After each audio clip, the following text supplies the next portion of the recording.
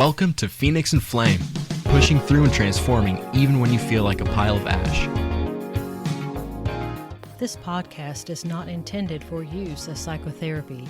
If you feel you are in crisis, please call 911 or contact your local crisis hotline. Welcome to Phoenix and Flame.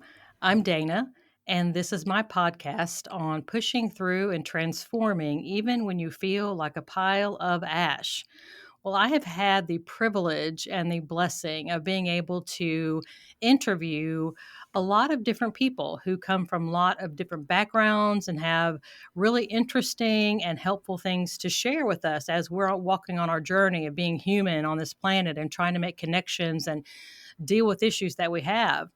And one of the things that I love about my podcast is that we are just very honest about things. And my guest and I were chatting about that a few minutes ago and kind of laughing a little bit about how I'm just kind of out there. And for those of you who've listened to a lot of my podcasts, you know that's true. I just kind of say it because I figure if we're all thinking it, we might as well just say it so we can just have a conversation about it and get all connected and just be real. Stop trying to tiptoe, acting like somebody that you're not.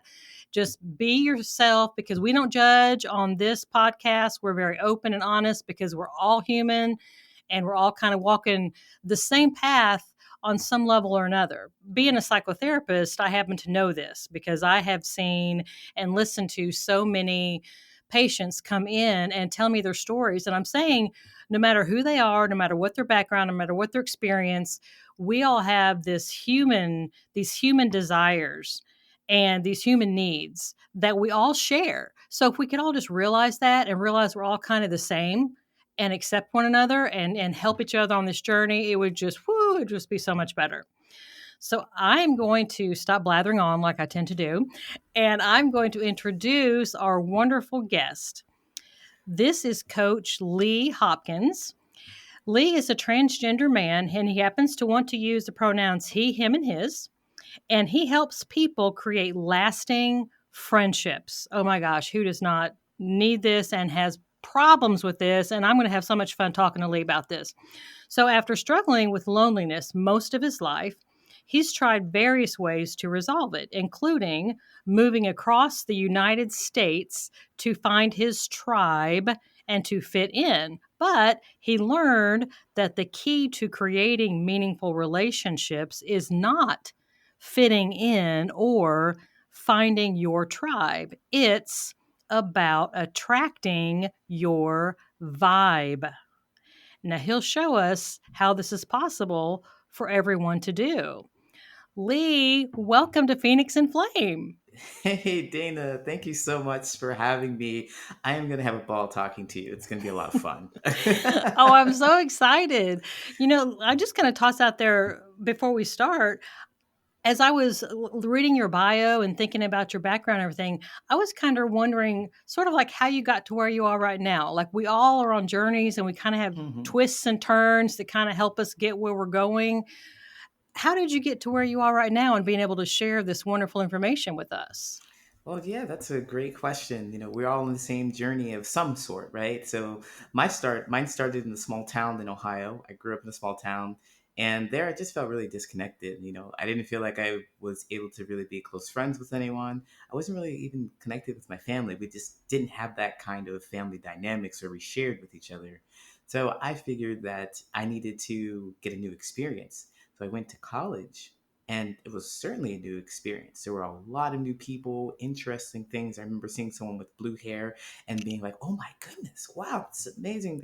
I really want to talk to them. But I felt like these people that were new and they had their own experiences in life, I figured that they didn't like me for some reason. I couldn't connect to them. I didn't know how to. So I ended up thinking that, well, it's the entire state of Ohio that's wrong, and I have to move to California. So I ended up getting an opportunity to move to California where no one knew me. I could present myself and reinvent myself essentially, and I did just that. And just for the listeners, just for note, Dana, I was still female. I was still presenting as female. So I didn't transition there, but reinvented myself, and I connected with people. I even started this big karaoke thing where I was a mini celebrity. I was going out to these bars and people knew my name, and they would have the drinks ready for me when I got into the club. Yeah, it's just like that. And I felt like this is it. This is it. I'm so lonely. Still so lonely. So again, my thinking was that California is wrong, and I made a mistake by moving to that state. So I ended up having another opportunity to move to Chicago, and that's where I am now. Now, here in Chicago, I thought, well, okay, I have this pattern going on. I moved from Ohio to California and I reinvented myself. I must be doing something that is not authentic. So when I moved to Chicago, I figured that the inauthenticity was the fact that I was presenting as female. And I thought, well, being male, presenting myself that way, I ran into the right people who helped me work through the process, who helped me give me the language to put with what I was feeling. And this was about the time Caitlyn Jenner was coming out too. So it was like, all right, this is it. This is your sign. Do this thing and you'll never be lonely again. And Dana, guess what? What? I'm dying to know. I was totally lonely. I was totally lonely. I reenacted some kind of pattern where I was making the friends on the bar scene. I was staying out to the 4 a.m. bars and closing the bars down and making friends with those people, but they really didn't know me. And even in the Mm. trans community, I didn't present myself in a way that made myself able to connect with people. And I didn't know that at the time. I didn't know that there was something that I was doing. I always thought it was someone else. There was someone else. There was somewhere else I had to be. And it's not about who I was in those spaces. So that's what brought me to understand where I am today. Oh my gosh, that is so. And while you're talking, and by the way, listeners, I told Lee before we started that as we're going through this podcast, as he says things that strike something in me, I'm going to jot a note down so that I can make a comment or question about it later. I already have like 4 things written down just from what he said so far. But I wanted to, I guess the first thing I want to just kind of bat back at you is just the why we're so scared to be authentic, because I hear that so much. Hmm. Just about everybody walking around is scared to be authentically who they are. And Yeah. talk about that. Yeah, what's your experience Yeah. with that? Yeah, well, it's terrifying to be rejected. I mean, it started now reflecting back on it. It's patterns and things that I picked up when being very little, all that stuff we know that comes from the interactions that you have when you're young. So the things that I thought were important and interesting and fun, when I would share those with people, they would be like, ugh, don't, that's stupid. Why are you doing that? It's so critical. And subconsciously, that stuff just stuck in there. So anything Uh, that I thought was important or fun or interesting, I better not talk about that because people aren't going to like it. People aren't going to like um, you if you open your mouth and you talk about something that's interesting to you. So shut it, Lee. Just show up. Don't say anything. And mm, I found it. So what I developed was my coping mechanism for kind of being a people pleaser. So I don't want you to criticize what I'm going to say. So I'm going to wait for you to talk, and they're going to say I like everything you say. that's what that's what my thing. I can do whatever to help you out, and I think that's what spurred the karaoke thing too, because I enjoy karaoke myself, but it was a lot of work. It was a lot of work, and I thought that, man, I'd be valuable to them, and they'd have to like me if I show up and I did something important. Being vulnerable is just scary. yes, it is very scary.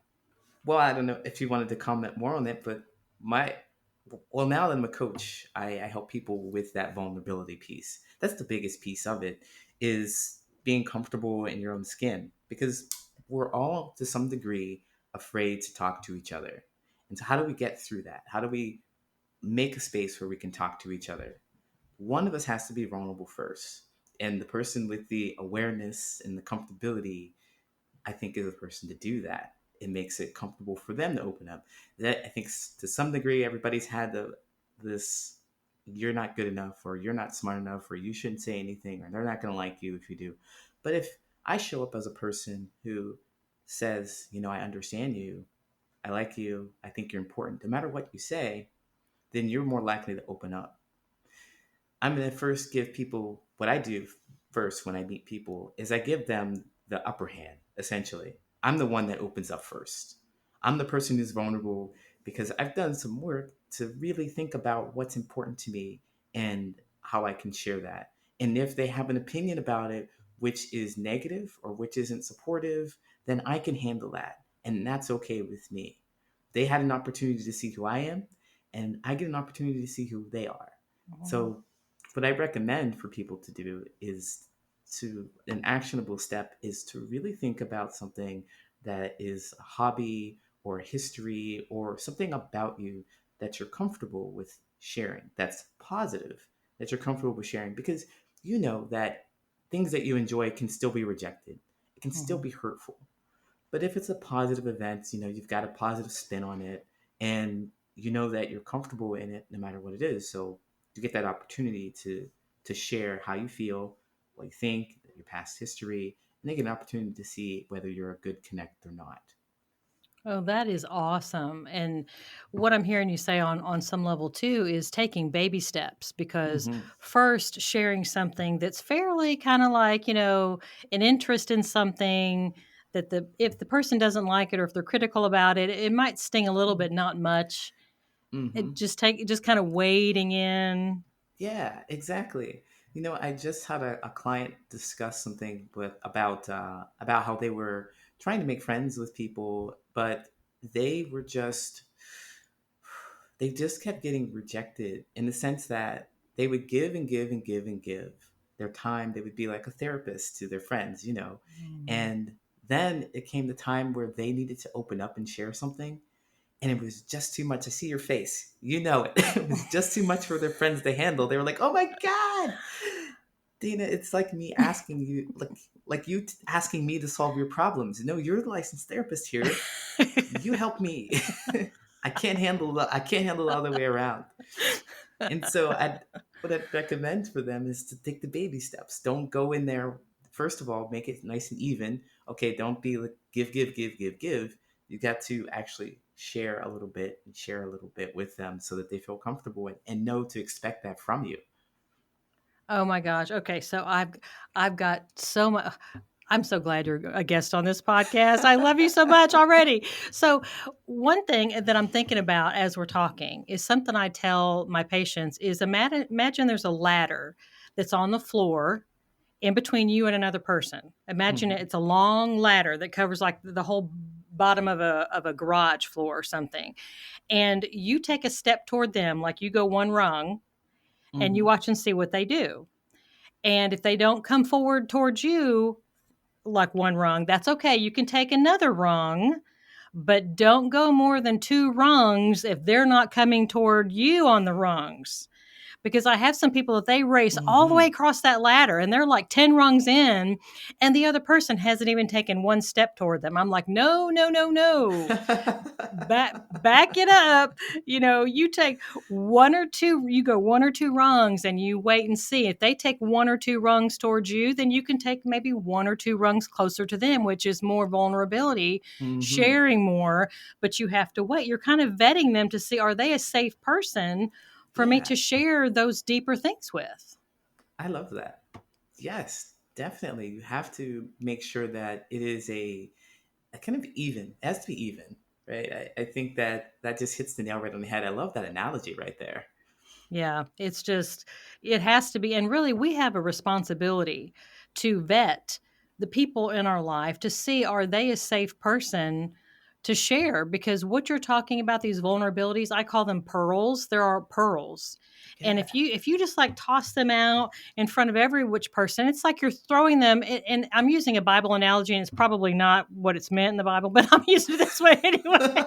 It's kind of like throwing pearls before swine. Yeah. They Hmm. don't recognize them as pearls. They smash them in the mud and don't even care. Hmm. And that's what it feels like if you share with someone who you haven't really vetted very well. Maybe they're not at a space in their life where they're ready to be responsible with your pearls. But it's Yeah. it's our responsibility to vet these people and don't overshare with someone who hasn't earned the right. Absolutely, absolutely. Because then you get some resentment in there. You're like, hey, you're not supposed to squash those. They're beautiful. They took time. They're valuable. Mhm. And you're upset with them for just doing the thing that they naturally would have done because they don't maybe have the skills, or they don't have the ability to recognize those things. They don't really care for it. You Mhm. can't expect them to take care of your needs. And I really like that, how you emphasize that it's the responsibility of ourselves Mhm. to do the vetting. And I like the way that's put, the vetting. It's not so much it's not so much like it doesn't feel like it's a mean thing to do. It feels like it's an important and necessary thing to do. Because like when I think about that, I think about boundaries, and how when people talk about boundaries, this is a boundary you're essentially talking about. And people hear boundaries and are like, no, this is the bad thing. It's to keep people out. It's a something like that. And it's not at all. No, no, because it's not a judgmental thing. You're Yeah. vetting people. You're not saying they're right or wrong, good or bad. You're just saying that right now, at this stage of their life, Hmm. they're not in an emotional headspace to be able to handle my pearls. And Yes. I'm not judging them for that. I'm not thinking they're a bad person. You know, here kind of something kind of funny. So I was trying to teach my patient one time about circles of friends, and Hmm. I had my hands stretched all out, and I'm like, okay, you have these outward circle of friends. They're like your acquaintances or whatever. You might know their name and a little bit about them, but whatever. And then I move my hands in a little bit toward myself, about 1 foot away from my chest. And I'm like, okay, you have another circle of friends that you do things with and you enjoy one another's company, but you don't really share your nitty gritties. And I said, and then Hmm. you have your third circle. And I pulled my hands way up, I'm right in front of my boobs right here. Let's just be honest, okay? And I drew a circle, and I said, these are the friends that are really really close to you, that they could like bury you with the stuff they know about you, and vice versa.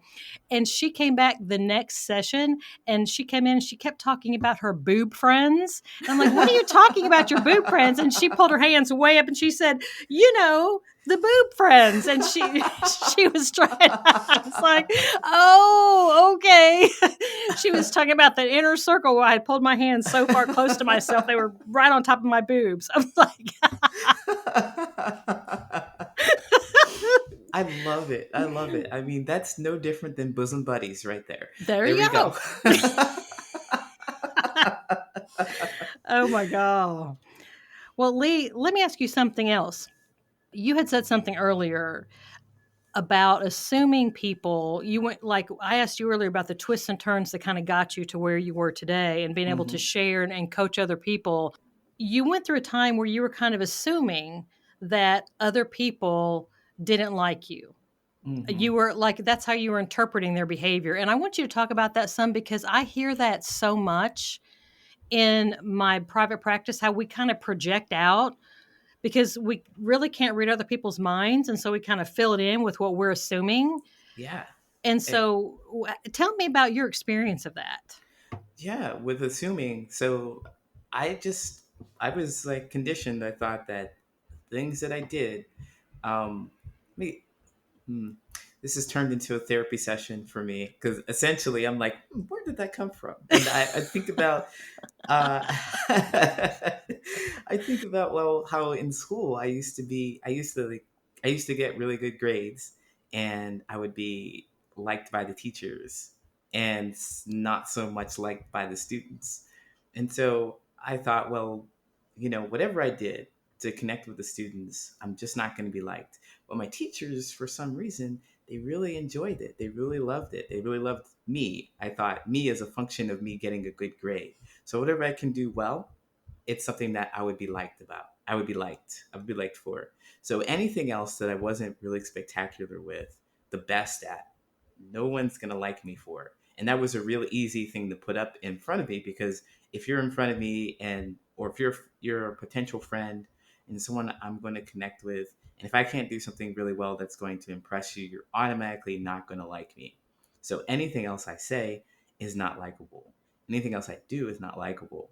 And so it was just that thinking before I did anything else. Now I'm pretty talented with some things, and I'm comfortable enough to say now, like, I can do artwork, I can draw, I can sculpt.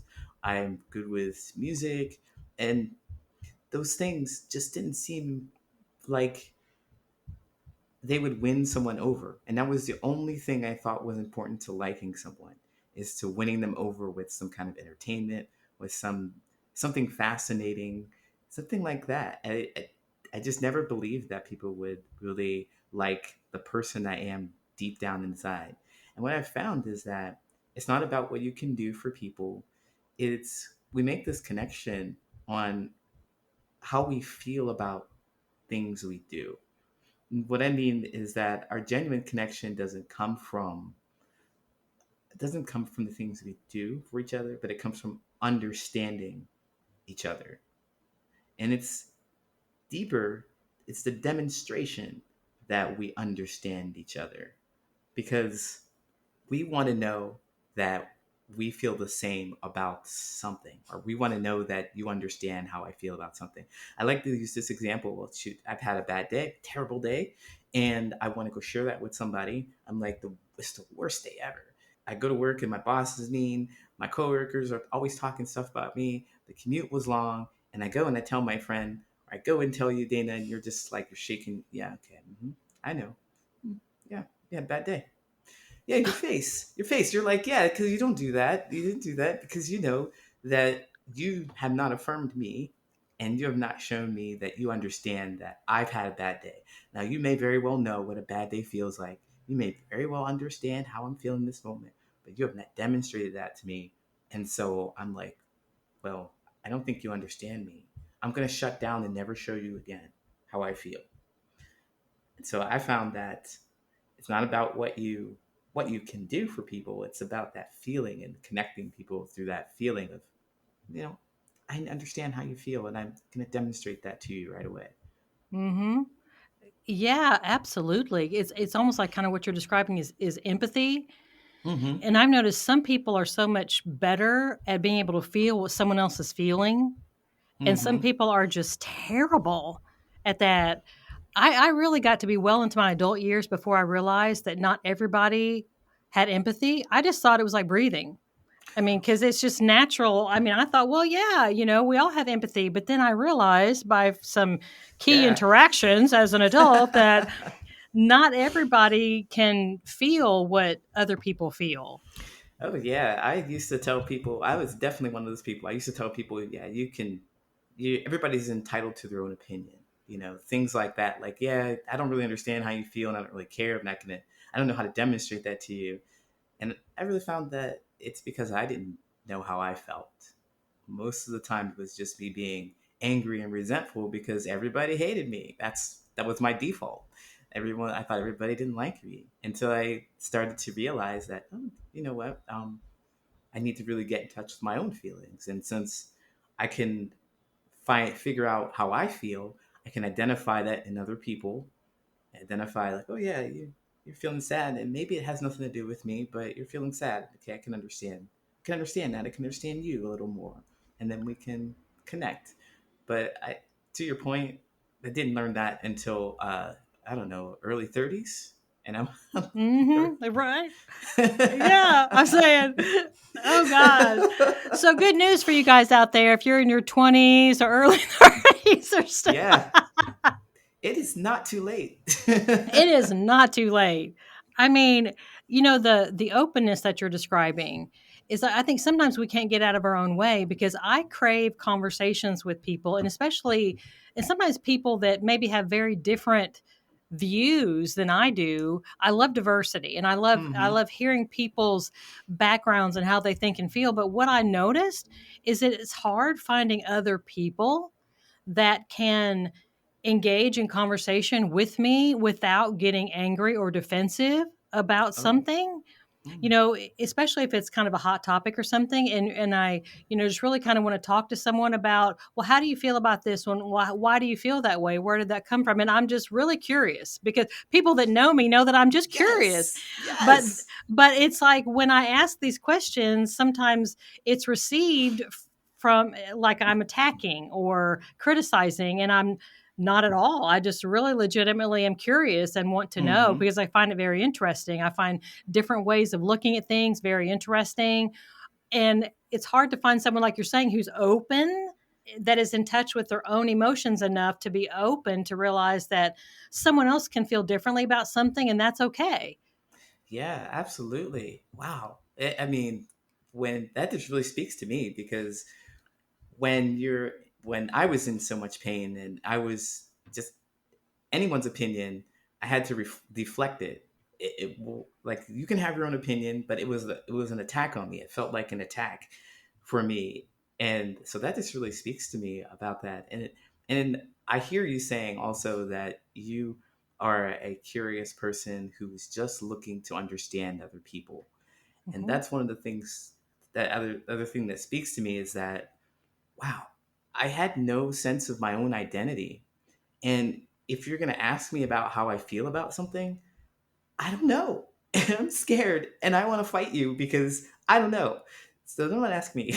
So, that's scary. I mean, looking back on it, I understand, but it was terrifying. And I find myself, now that I have a better understanding of who I am, I find myself in the same position. Like, I can't find people who really want to talk to me about how they think and feel because they feel attacked by that. And it's Mhm. just me trying to be a close person to you. I want to vet you and see if we're good together, you know? Absolutely. Well, one of the things that you had mentioned in, you're trying to attract your vibe, and I was reading through your material, Hmm. was authenticity. I mean, you had one, like, tips to help people live in their truth, otherwise known as being Uh, authentic, and that's hmm. exactly what you're talking about right now. So what are your tips for my listeners who are having the same struggles that you're describing, that they're so scared to be authentic, or maybe they don't even know who they are to be authentic, and what tips did you learn along the way? Well, yeah. So I would like to go back to the vetting and the boundaries because those are the things that really make the difference. I want to have your listeners consider boundaries aren't just for keeping things out, they're also for keeping things in. So they are going to define who you are.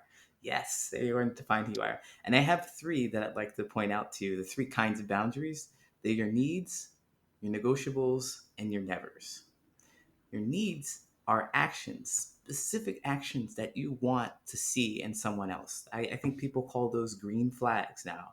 Things that you want to see. Those are things that are good. Those are things that bring joy to you. You want to see other people do those for you. You want to do those for yourself and see other people react in a positive manner. You have to see those things. So your negotiables, those are things that they're actions, specific actions and behaviors that you'll see in people that you might like or not like, but they're not deal breakers for you.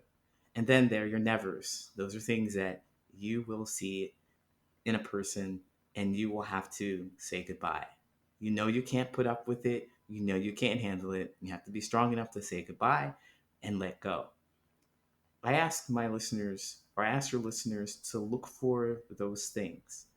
And those boundaries aren't something that we actually just I think they're something that we call why I call happy accidents, just like Bob Ross. They're happy accidents. They're things that they're experiences that you have, and you bump up into them, and you're like, oh, this is how I feel about this. I've wanted I need this in my life. I never want to see this in my life. Or maybe I can have it another time. So, what I'd like your listeners to do is to experiment and go try new things and really think about how you feel about it. You have to really be able to get in touch with yourself, engage yourself through experiences. So, that's why people are talking about journaling and meditation because you have to look back on it. The experience in the moment may be way too much for you to decide whether you want a boundary or not. Looking back and reflecting is going to be helpful. One thing that I would have you start, how I'd have you start, is to ask yourself, for what in your life are you most grateful for? Find out what's important to you and go do that thing. Go try that thing and really see how you feel about it. And then if you're really comfortable and grounded in your truth about how you feel about this thing, you go and present it to another person and see how they react to it. Is that something that you liked, disliked? Then act accordingly.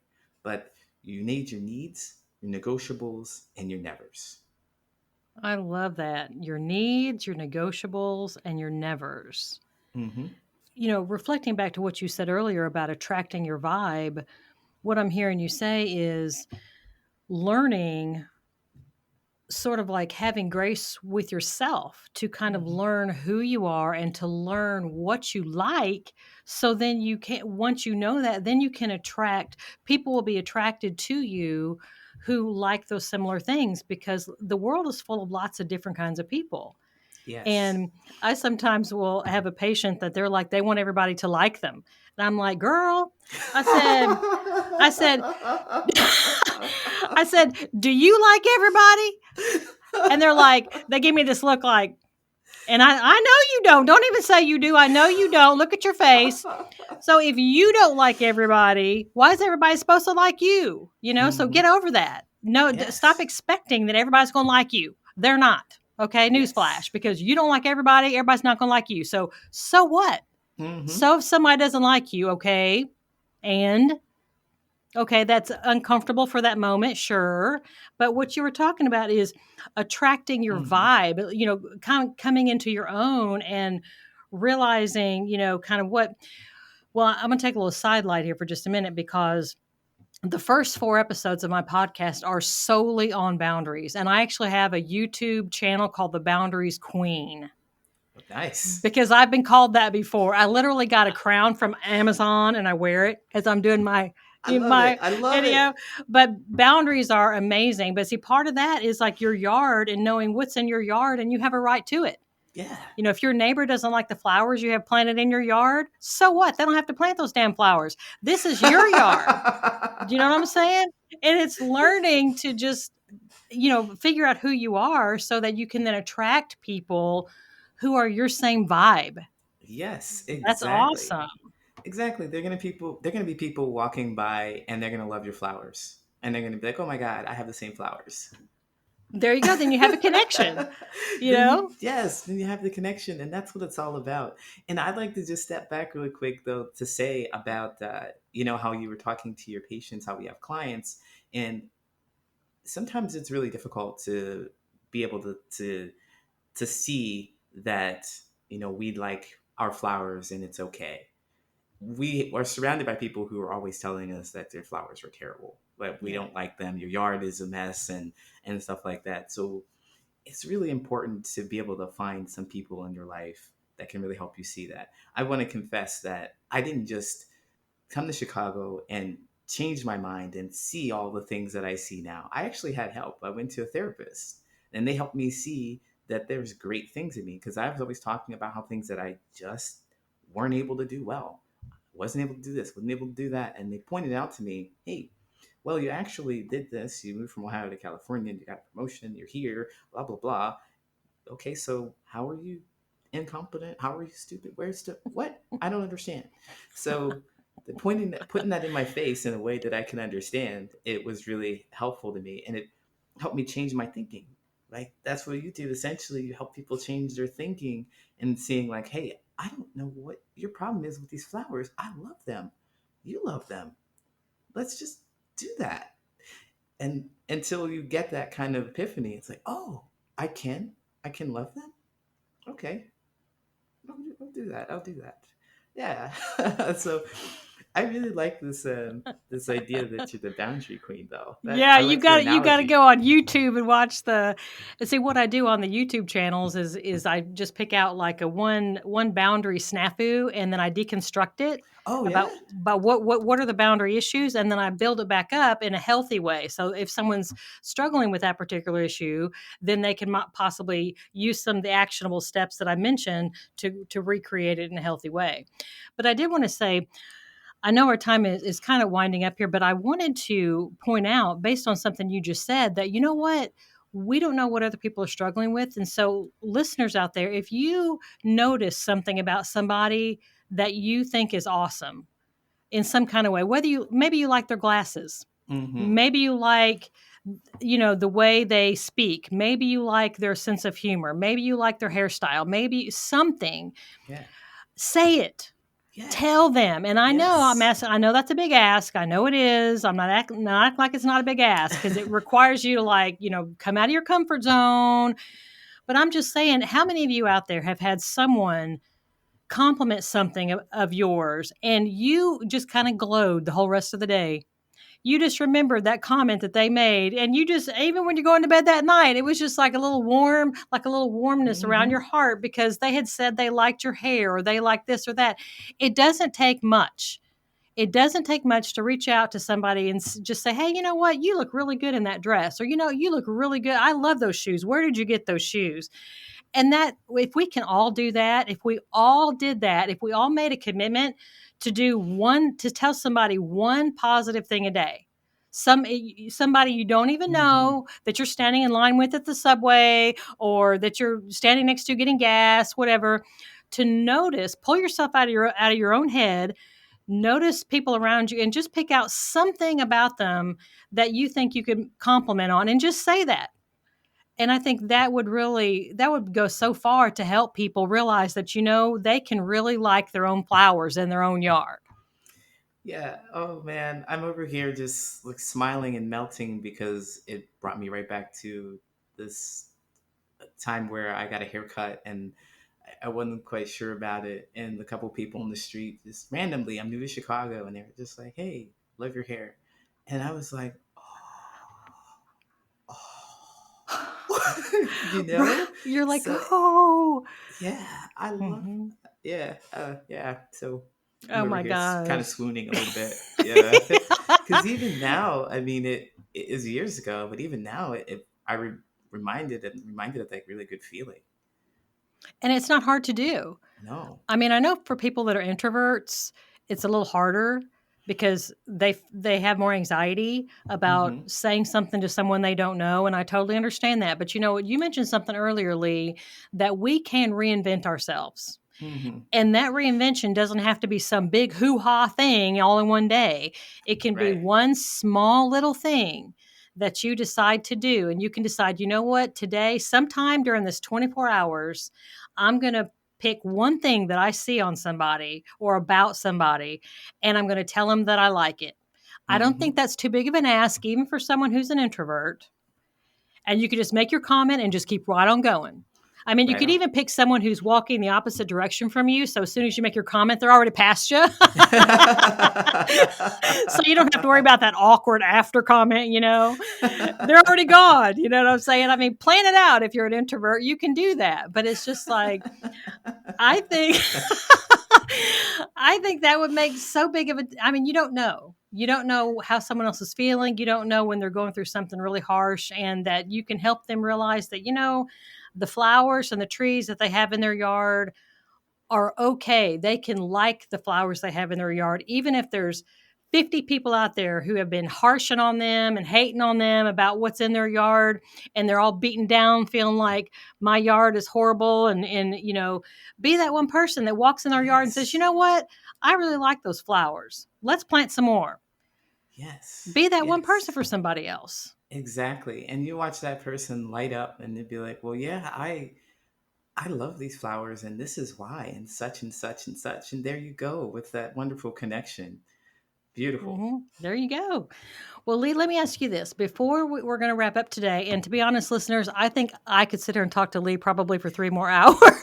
So true. So true. We've got a really good connection with one another, and the stuff we're talking about, it just matters so much. And both of us are talking about things that are actionable, that are doable, that are baby steps that anyone can do. So, Lee, is there one last thought or message that you would like to say to the listeners of Phoenix and Flame? I want to say that I struggle with this last message hurrah because, like you said, we could talk for hours. We can talk for hours. But one last thing is to say that your experience is not unique. And I say that because it just isn't. Whatever pain, whatever suffering, whatever joys, whatever you are experiencing, someone out there has also experienced the same thing.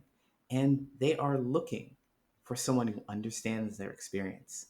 Just the same way you think no one understands you, girl. Mm-mm. There are people out there who understand it I understand and I can relate to you, and Dana understands and she can relate to you because we're gonna sit down and we're gonna listen to your experience. And there's some people who've been through those experiences. So anyway, I just want to say that there's somebody out there who really wants to connect with you. Don't give up hope. That's awesome. So, Lee, do you have any place that you want my listeners to go, in a website or anything like that, that Oh they can yeah, visit to find more out about you and what you have to offer? definitely. You can check me out at patternsofpossibility.com/more possibility. There you can find a PDF, which is 10 ways or 10 tips to have memorable conversation.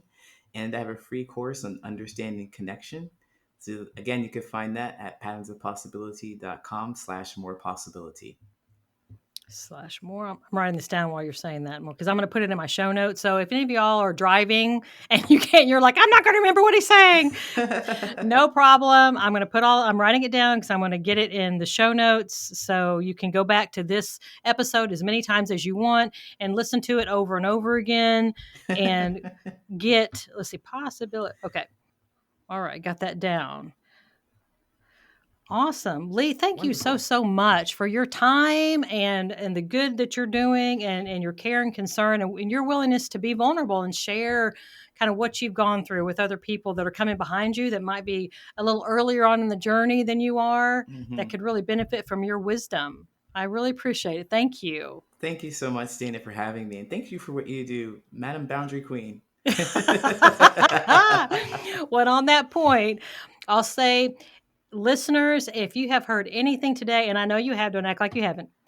If you heard anything today that you really love, that you feel like you could benefit from, that your friends, your family, your coworkers could benefit from listening, then please let's expand the Phoenix and Flame community. Email it, text it, put it on your favorite social media platforms, whatever those are. There's a lot of them out there, and just get it out there and share and reach out. Like I said, you can go to phoenixandflame.com. That has a contact me page if you want to make any comments about this episode, if you have any questions, if you have any ideas of future episodes that you would like to hear us talk about, then you can send me a message. You can go to Dana Skaggs at phoenixandflame.com. That's also a place that you can go to. I'm trying to think any other. Oh, and you got the Boundaries Queen are the YouTube videos. Now at this point, I just have 5, and I'm working with a consultant group out of Charleston who's helping me to kind of build all of this. So I'm going to be offering more stuff. So she said for right now that I needed to stop doing videos and focus on some other things for right now. So I am, but I've got 5. I've got 5 posted. So if you go to the Boundaries Queen and you see one of those boundary snafus that reaches you, then share it, like it, subscribe, leave me comments about this is stupid, I hate this, or I think this is awesome, or why don't you do a video on such and such and such and such. That any and all comments, as you can tell, I'm not afraid. Any and all comments, tell me if you hate it, love it, whatever.